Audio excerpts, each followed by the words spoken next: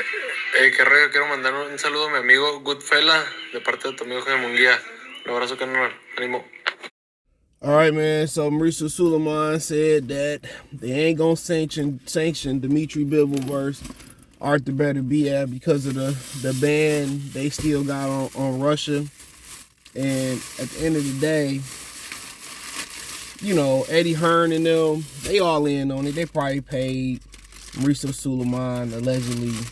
I don't know. They probably all in on it, bro. So that don't surprise me none. But let's talk about it. Thumbs up the video, share the video, subscribe channel. And people ask, well, Beterbiev Russian? His team case was he's Canadian. So he's a Canadian citizen living in Canada. That's why. Bivol must still be a citizen of Russia. And I don't even think Bivol was born in Russia. I could be wrong. But he's a citizen. So, and then Eddie Hearn sit out here. It's all, I can see through the bullshit. I can see through it, bro. A lot of y'all can't. Y'all listening to what Eddie Hearn is saying. Y'all listening to what everybody else be saying in boxing. I've been on this earth long enough and I've been watching this sport long enough to know bullshit. You on that bull? That bull? My Black Youngster voice. I've been around the block to know it. And they don't want that fight. They've been doing this shit for years. They really don't want to. They aging the man out. Simple as that. Talking about Bawatsi and I don't even mind to give up the Ramirez fight. Bawatsi and now he going around saying we always said we wanted to fight. I don't go by what nobody say, bro. I go by the actions.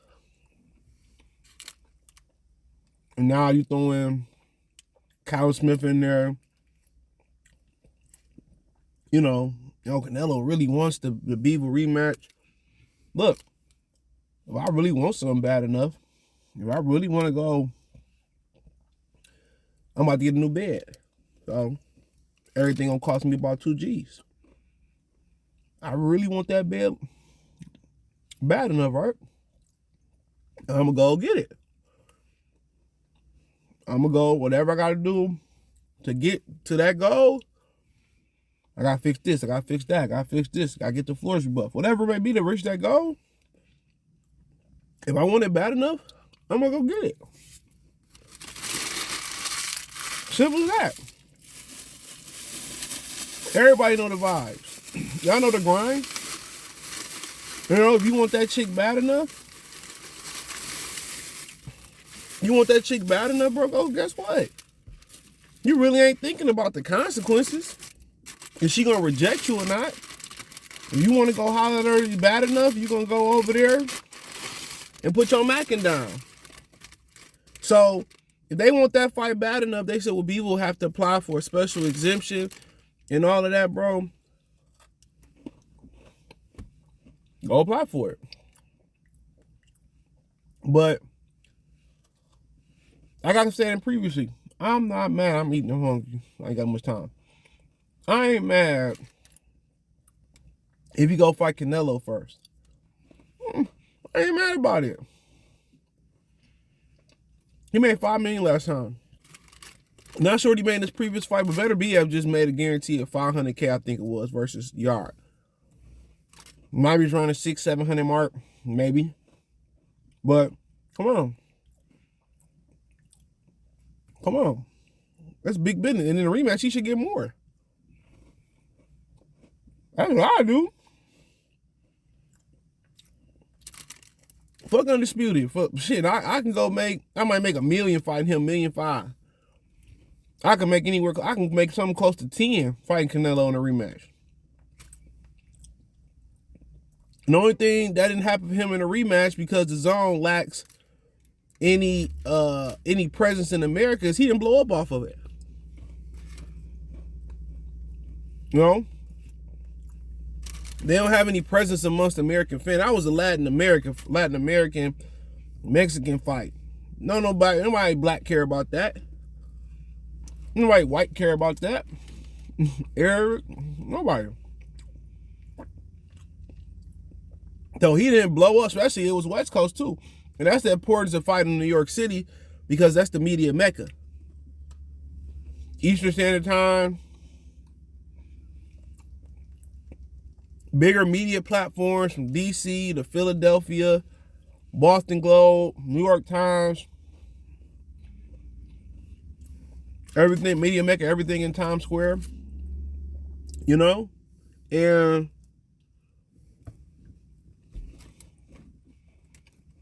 when you fight West, you miss out on a lot of that. So he didn't blow up. Blame his own. Blame his own for him not blowing up. You know, the marketing wasn't there. The exposure wasn't there. Globally, it's there, but American-wise, it's not. It's not there, U.S.-wise. But you can't blame him for going for that money discrepancy that's gonna be there. Can't blame him. But don't say one thing. Say, well, don't care about the money. I want to undisputed, and then you don't want to do it. That's one thing, man. Don't listen to what these people say. Watch the actions. Look at the actions Eddie Hearn doing. Then people say Eddie Hearn not even his real promoter. Look at the actions. They talking about Munguia. They talking about Buatsi. They talking about Canelo. Understandably so. They talking about those guys. You know, it ain't like Beterbiev ain't did business with the Zone, and Bivol ain't done business with ESPN in the past. That ain't the case. So, like I continue to say, bro, you blame Al Heyman because he's the leader of the new school. He's the leader of the boxing right now. And, you know, can't say he ain't. But everybody but Bob here really doing that major. Bob got to understand. Bob know to stay on ESPN. He keeps signing talent, and he got to start to make these fights happen. And that's why he don't mind sending Beterbiev and changing his mind and sending Beterbiev. That's why he don't mind sending Lomachenko to PBC to grab a strap. That's why he ain't mind sending Terrence Crawford to go over there and beat up Errol Spence. You don't mind it? Because he feel like he got the best fighters in the world. And he got the best system in the world. He got the best matchmaker in the world. You know what I'm saying? And if one of his champions get knocked off, guess what? He got Keyshawn Davis. He got Shakur Stevenson. You know what I'm saying? He got the kid with the mustache from the Olympics. He got Big Baby Anderson. He got somebody already in the back. Like 4 flats on the Cadillac. He already got somebody in the back. He loaded. So it's always somebody else there.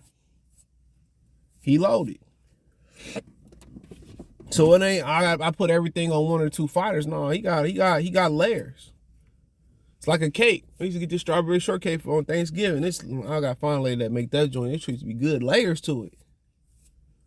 That boy had layers. So, but yeah, like I said before, people know what's going on. He can say, this is what they want. Guess what? A lot of these dudes say, well, I don't mind across the street fighting this, that, and the third. You know what? But your people do. Your handlers do. The handlers got all the managers and the promoters got all the power now. They got all the power. They got all the power, bro. They got all the power. They got all the power. They got all the power. They got all of it. So that's what people got to understand. The fighters can say this is what they want to do. But, they tell you, well, now PBC have made the fighters be able to control their own destiny. They don't control nothing. It's like playing a Jedi mind trick on a kid. Well, can I have a piece of that Snickers? You don't even like Snickers. Remember last time you left it and, oh, yeah, I don't like Snickers. You're right. Come on. It's the same thing. They ain't in no control, bro. They got less control than they had 20, 30, 40 years ago. It's still the Al Haymans, the Arams, the Morettis, the Eddie Hearns, and the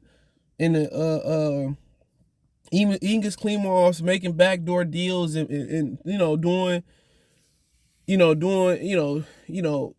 making all the deals and drawing out the fight plan because their livelihood are tied into the fighters and some. You hear what Bernard Hopkins said. He said he had to get Tank Davis had to get away from Mayweather to make the fight. These dudes don't control nothing in boxing no more, so don't forget it. But I mean, it is what it is. It'd have been a tremendous fight, but from a financial standpoint of view, fighting Canelo is bigger. It's better for Bivol kids. It's better for Bivol's managers. Better for Bivol's promoter. I understand that. Ain't shit we can do about it. But Canelo, but Eddie Hearn throwing Callum Smith in front of them, and watch, it's gonna be somebody else. Watch, they're gonna recycle some more people in front of them, or people cycle some people in front of him. You know what it is. But like I said, I'm consistent. They kick bull job on Al Haymon name, but everybody doing the same thing. Everybody protecting their interests, and at the end of the day, this sport is gonna have to hit rock bottom, which it could be hitting rock bottom pretty soon for it to have to come up. You see what happened to NHL, the hockey league, and they just not coming back up. So imagine how, and that's a white man sport. It's a good sport though. I enjoy watching it. Used to love playing the video games too. Look how hard it's gonna be for boxing. But man, it is what it is. They aging the man out. Though it is, I mean, and I can't blame them for Bivol's, but people ain't gonna call a spade a spade. Just how people protect Errol Spence and people protect Canelo Alvarez, the same people that claim to be in the position, try to call it down the middle as much as possible, they gonna be making excuses for Dmitry Bivol. Mark my words. So everybody is very few people in this boxing media thing that can try to be as consistent as possible.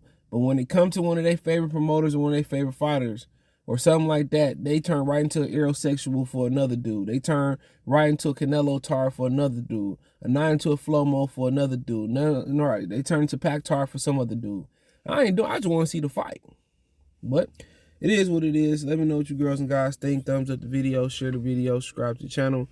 And the subscribe button is the bell icon button. Hit all notifications, increase your chance to get notifications. We go live or drop a video. Financially, want to support the channel? Cash App, $, CJ Good 313, Venmo, CJ Good 313, PayPal link in the description. Appreciate the love and support. Hit the link tree. You can find me everywhere. Peace.